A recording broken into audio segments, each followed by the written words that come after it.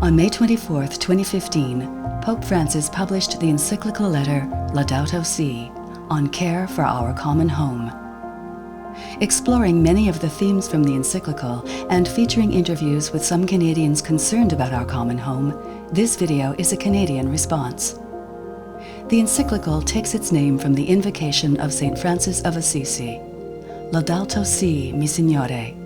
Praise be to you, my Lord. Praise be to you, my Lord, through our sister, Mother Earth, who sustains and governs us. Nothing in this world is indifferent to us. In this encyclical, Pope Francis enters into dialogue with all people about our common home. He writes, "I wish to address every person living on this planet." I urgently appeal then for a new dialogue about how we are shaping the future of our planet. We need a conversation which includes everyone, since the environmental challenge we are undergoing and its human roots concern and affect us all.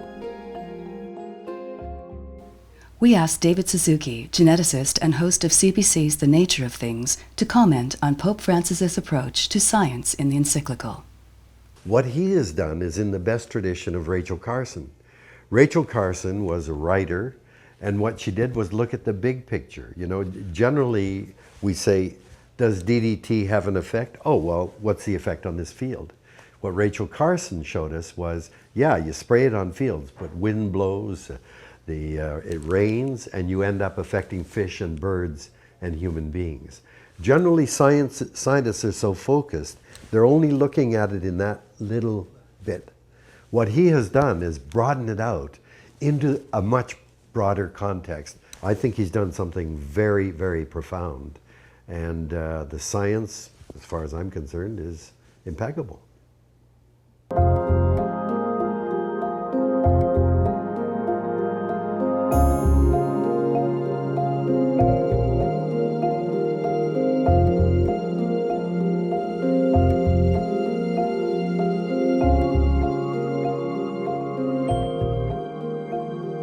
In Chapter 1, Pope Francis declares that exposure to atmospheric pollutants impacts health, especially of the poor, and that these problems are linked to a throwaway culture which reduces things to rubbish. But it is climate change that has become the most compelling issue in this encyclical.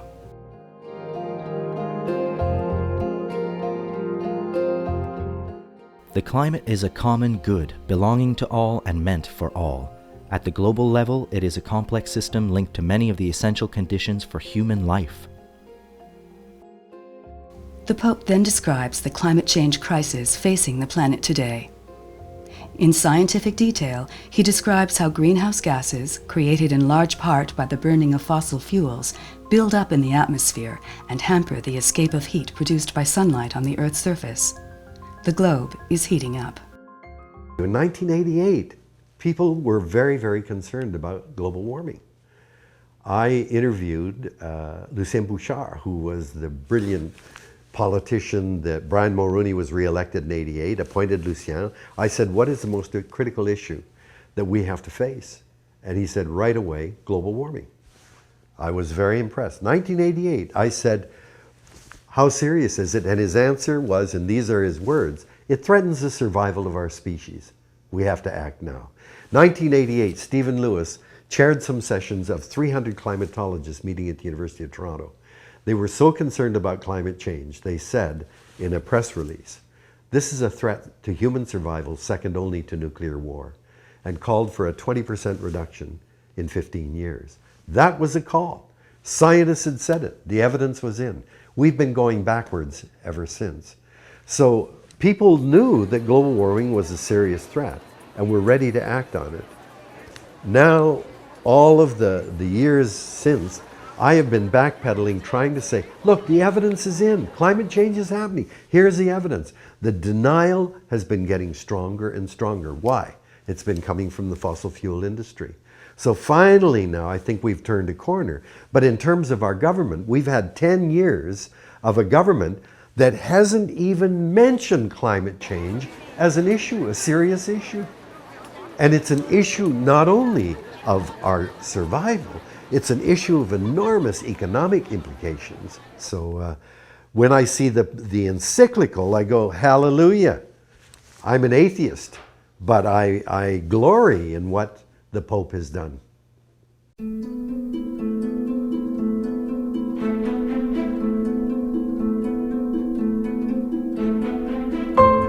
Fresh drinking water is an issue of primary importance, since it is indispensable for human life and for supporting terrestrial and aquatic ecosystems.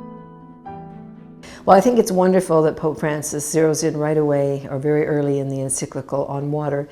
But he also, of course, places the concept of caring for Mother Earth within all of our other parts of our lives, cultural, social, economic, spiritual, and so on. He doesn't separate it off. He doesn't say that's the environment and it's over here. He says it's all one. And I think that's a radical, wonderful, poetic, necessary vision in our time.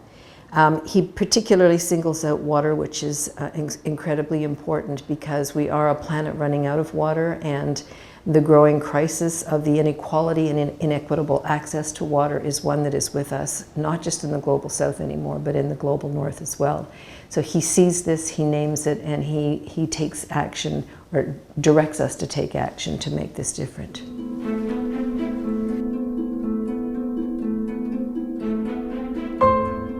Even as the quality of available water is constantly diminishing, in some places there is a growing tendency, despite its scarcity, to privatize this resource, turning it into a commodity subject to the laws of the market.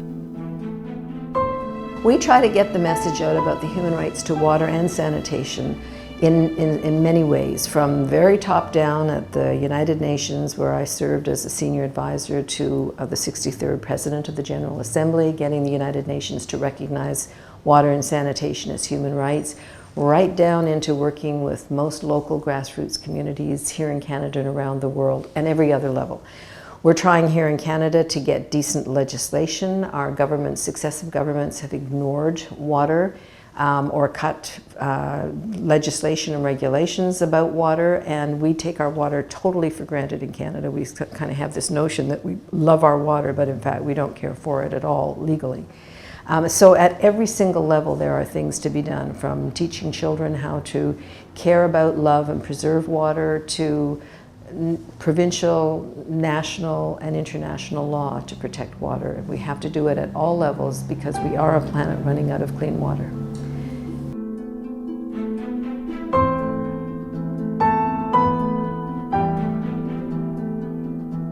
The Earth's resources are also being plundered because of short-sighted approaches to the economy, commerce, and production. The loss of forests and woodlands entails the loss of species, which may constitute extremely important resources in the future, not only for food, but also for curing disease and other uses.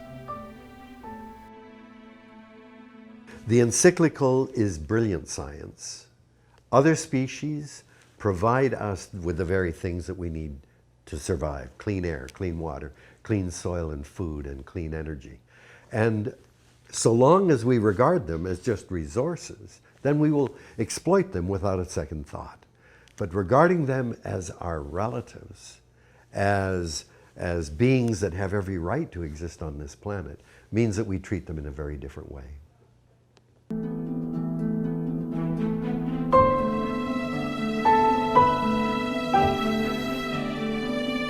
We have to realize that a true ecological approach always becomes a social approach.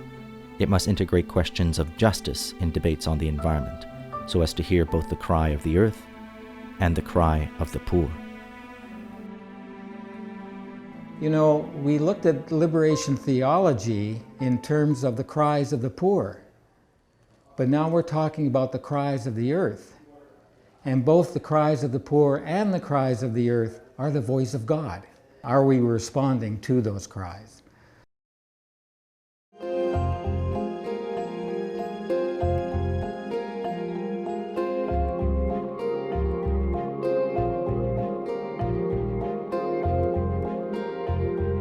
In Chapter 2, the Pope proposes a dialogue. Science and religion, with their distinctive approaches to understanding reality, can enter into an intense dialogue, fruitful for both. In a section called The Light Offered by Faith, He affirms the importance of both science and religion. If we are truly concerned to develop an ecology capable of remedying the damage we have done, no branch of the sciences and no form of wisdom can be left out, and that includes religion and the language particular to it. Pope Francis reminds us that we are not God, and that the earth was here before us and has been given to us. We must reject the incorrect interpretation of having dominion over the earth and recognize that Scripture advises us to till and keep the garden of the world. Sister Gertie Josh, a Sister of Charity of Halifax, works on Canada's West Coast at the Living Language Institute Foundation, presenting workshops entitled Programs in Earth Literacies, based on the work of theologian Thomas Berry. She reflects on the phrase, to till and keep.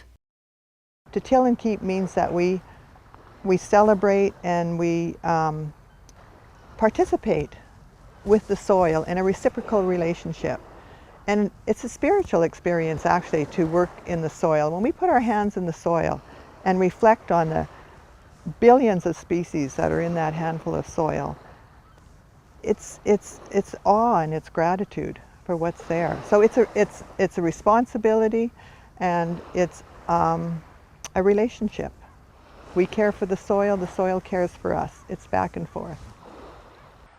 Father Bill Clark is the spiritual director at the Ignatius Jesuit Centre in Guelph, Ontario. He describes the significance of the organic farm on the property.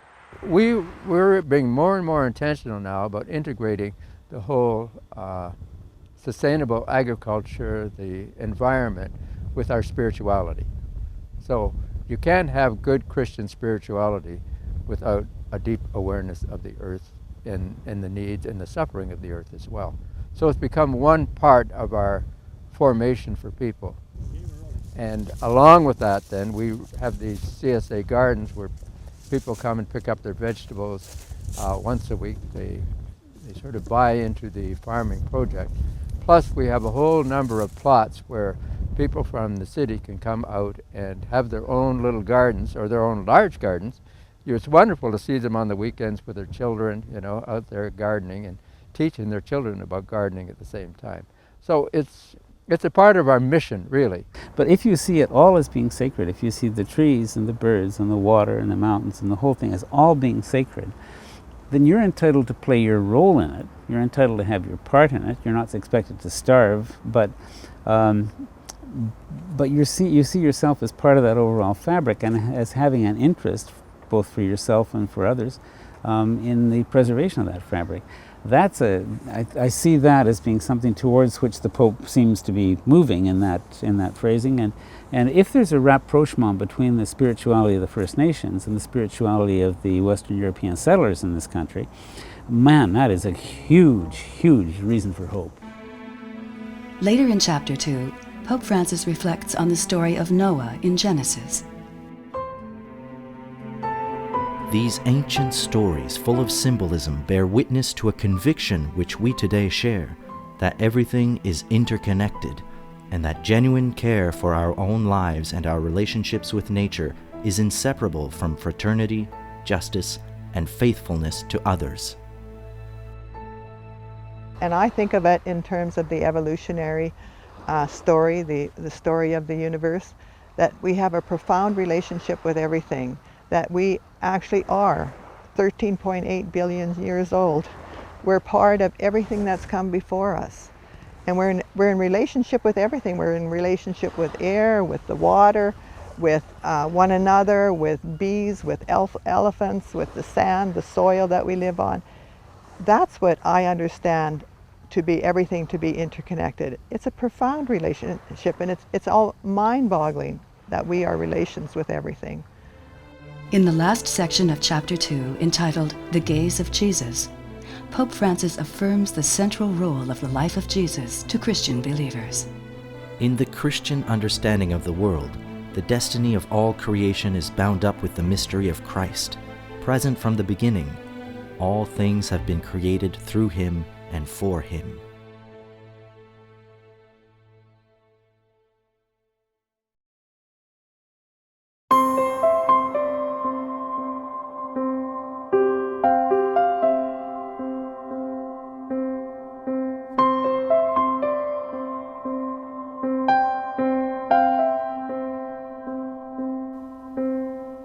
Humanity has entered a new era in which our technical prowess has brought us to a crossroads. We are the beneficiaries of 2 centuries of enormous waves of change. It is right to rejoice in these advances and to be excited by the immense possibilities which they continue to open up before us, for science and technology are wonderful products of a God-given human creativity. However, Pope Francis warns us. The basic problem goes even deeper. It is the way that humanity has taken up technology and its development according to an undifferentiated and one-dimensional paradigm. He's also critiquing the method that we go about policy making, relying so much on what he calls the scientific or the technological paradigm. And it's through that paradigm that political leaders and so forth tend to look at how to come up with policies and everything. So everything gets reduced to a number.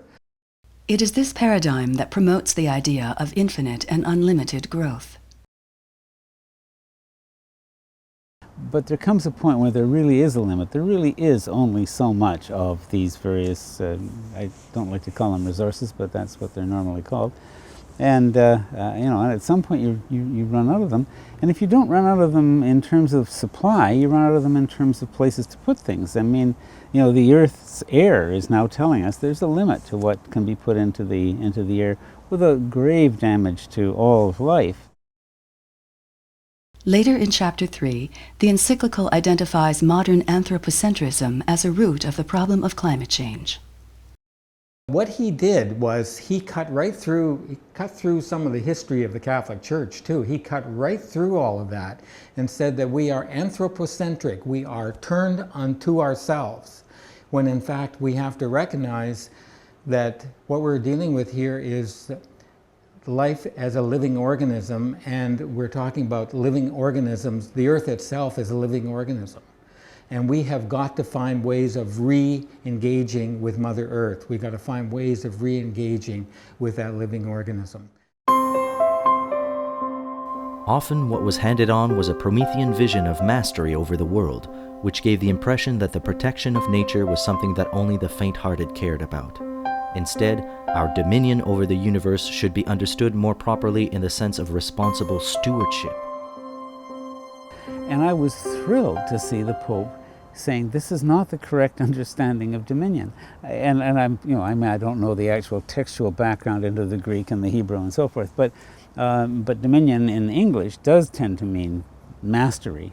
And for him to say, no, it's not mastery, it's stewardship, all of a sudden I start to see Christian thought moving. See, this is what I meant by saying that there has to be a spiritual leadership which is rooted in an apprehension of reality as we now understand it. We now know, most of us recognize, that kind of dominion over the earth, as it was understood in the old days, is false and is leading us into a trap that will kill us along with everything else. So we need a reinterpretation, and we need it from a figure of authority, and I was just thrilled that the Pope was undertaking that very necessary task.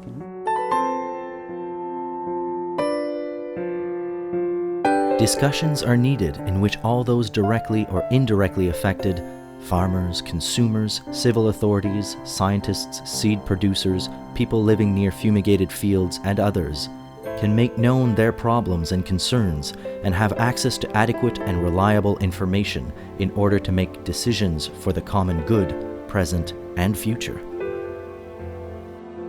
This is a chance to change everything. Everything has to change. And the fundamentals of life itself and our way of doing things in terms of our politics, our economics, as well as our relationship to nature and the environment have to fundamentally change.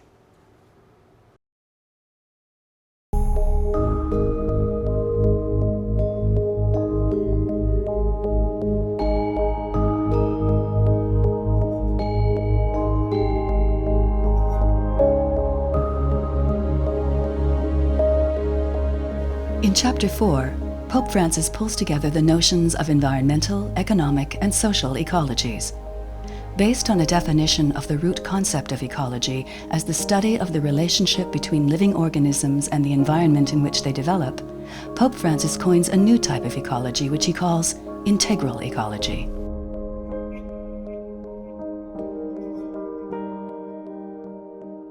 Somehow he brought it home by talking about something called integral ecology. And what he meant by that was that everything is connected. And certainly everything that's living is connected. And that means that humans are connected with animals, are connected with the plant life, and to leave ourselves in isolation, to disconnect us, to break us off into little parts and pieces, we lose any kind of connection with our common home.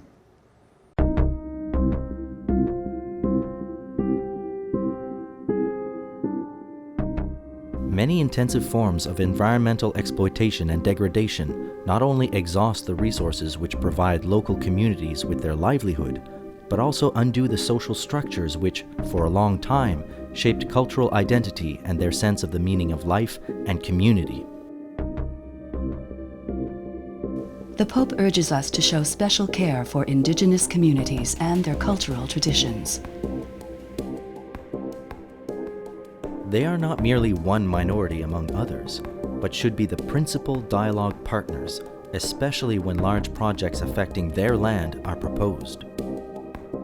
I think it's an important reflection and understanding of just how specifically the situation of indigenous peoples are in this world and how much they're impacted in particular by climate change.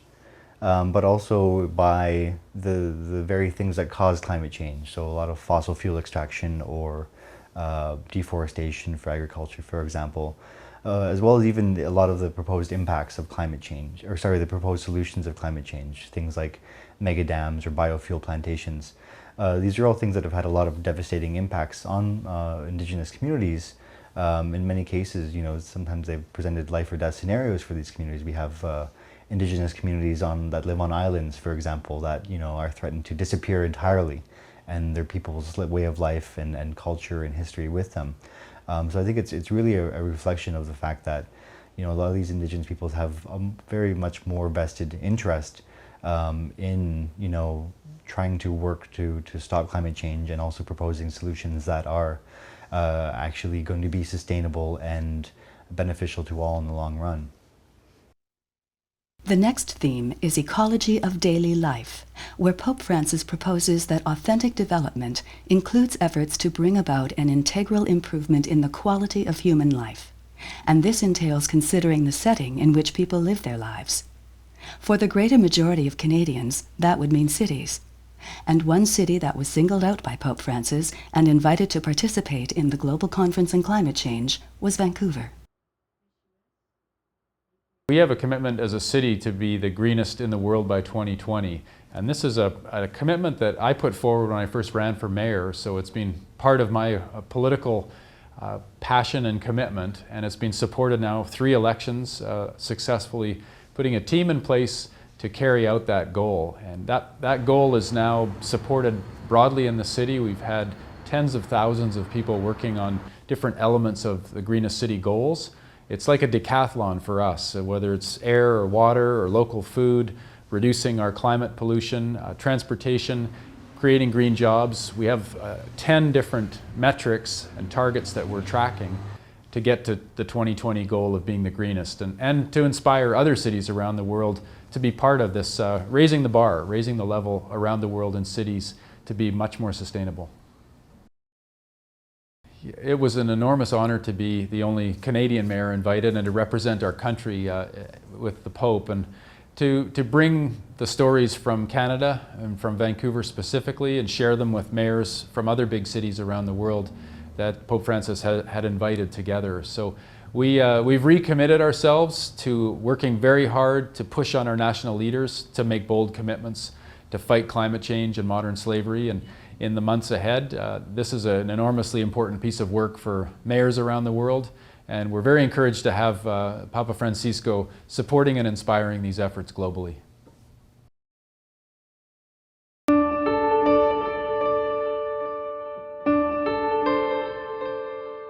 In Chapter 5, the Encyclical describes the world as interdependent and proposes that solutions for climate change should be made from a global perspective. We know that technology based on the use of highly polluting fossil fuels, especially coal, but also oil and to a lesser degree gas, needs to be progressively replaced without delay.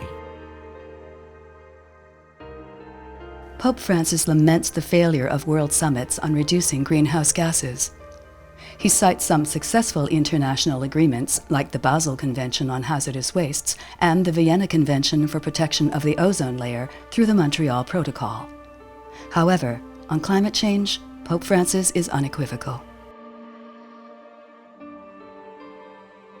Reducing greenhouse gases requires honesty, courage, and responsibility, above all on the part of those countries which are more powerful and pollute the most. The Conference of the United Nations on Sustainable Development, Rio+20, Rio de Janeiro 2012, issued a wide-ranging but ineffectual outcome document. International negotiations cannot make significant progress due to positions taken by countries which place their national interests above the global common good. But it's also something else, and he says this very clearly in one of his sections where he talks about the rise of corporate power and the power of corporations. They have had a huge influence in shaping public policies of national governments. And it's private gain, it's national interest redefined as private gain, and in terms of the maximization of profits and things like that, that has got a hold of the political perspective, and that has to fundamentally change. So I think there is a lot of hope when you look at a lot of the people that are doing a lot of really incredible stuff, a lot of these kind of movements, a lot of these kind of folks from around the world that really are starting to demand very strong action.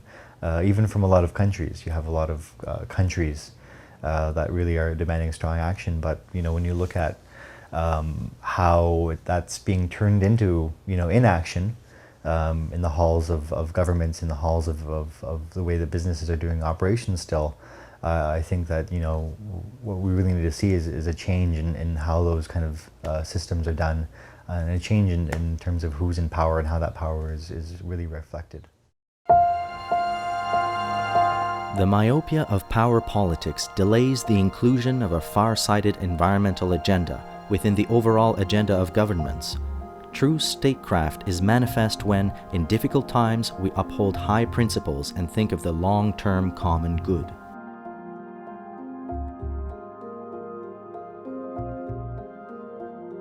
To take up these responsibilities and the costs they entail, politicians will inevitably clash with the mindset of short-term gain and results which dominates present-day economics and politics. I certainly think that it's accurate assessment of the problem we have in politics and government, where it's short-term, it's one term at a time, and very short-term commitments made by politicians to get elected and be popular. But I think we're at a time where that's actually very destructive, and we need to shift. And there needs to be political leadership that's thinking long-term and acting for the big picture. And I think we're seeing that shift happening in cities right now. We're seeing lots of mayors come to the forefront with the leadership to act for the long term in the best interests of humanity. But we're not seeing that at the national level. We're seeing many national leaders afraid to act and to take bold action to deal with climate change and to deal with global poverty and modern slavery.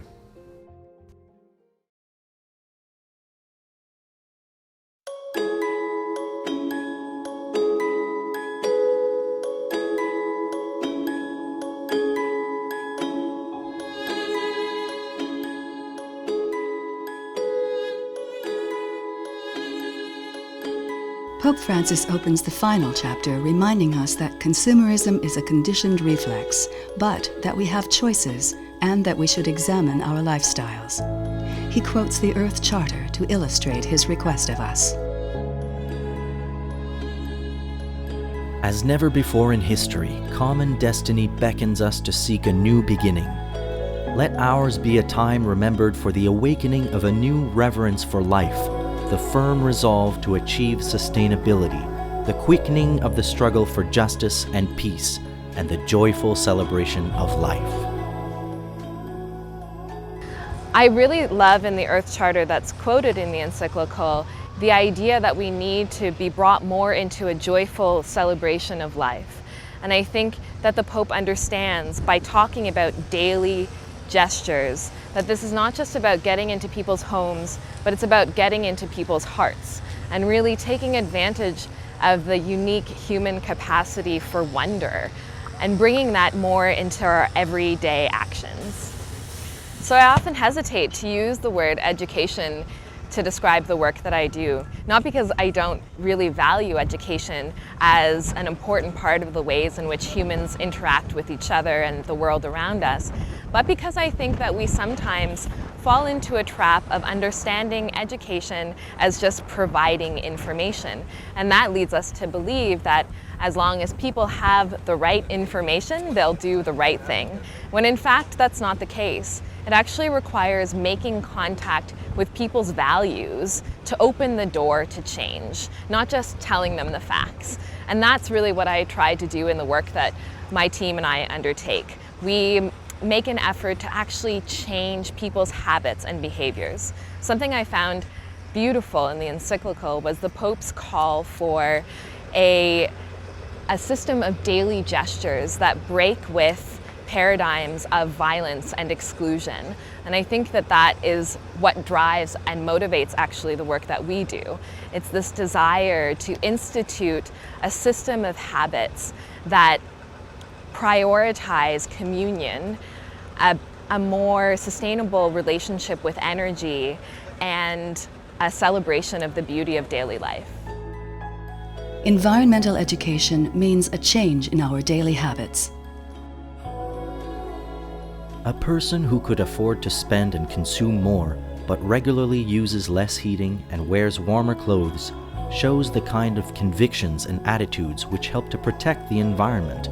There is a nobility in the duty to care for creation through little daily actions. Sister Maura McGrath of the Congregation of Notre Dame in Montreal explains how an organization called the Green Church is helping her community to care for creation through daily actions. Well, the Green Church is an organization that does exactly that, tries to help organizations lighten our footprint. And we have been working with the founder since March. He came to do a workshop. Excellent. He's a scientist and a man of faith. We also, before he came, measured our carbon footprint, which is very heavy in an institution. So we now have a green committee in the Mother House made up of employees and some sisters, and we hope to be able to affect some change to help make us greener, help lighten our footprint on our earth. Pope Francis calls for ecological conversion. Living our vocation to be protectors of God's handiwork is essential to a life of virtue. It is not an optional or secondary aspect of our Christian experience. Well, if spirituality is a way of life based on or flowing from who we think we are, our dignity, certainly an ecological spirituality calls us to make a huge shift and to look at all reality through the eyes of our Mother Earth. And our Indigenous people have that wisdom. All is sacred, all is sacrament. And the Pope is really calling us not to add on the earth, but to look at all reality, all the issues, and to hear the cry of the poor and the earth as the one cry.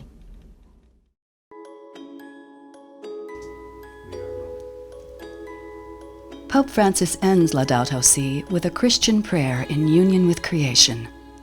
The final stanza captures the essence of his encyclical. The poor and the earth are crying out, "O Lord, seize us with your power and light.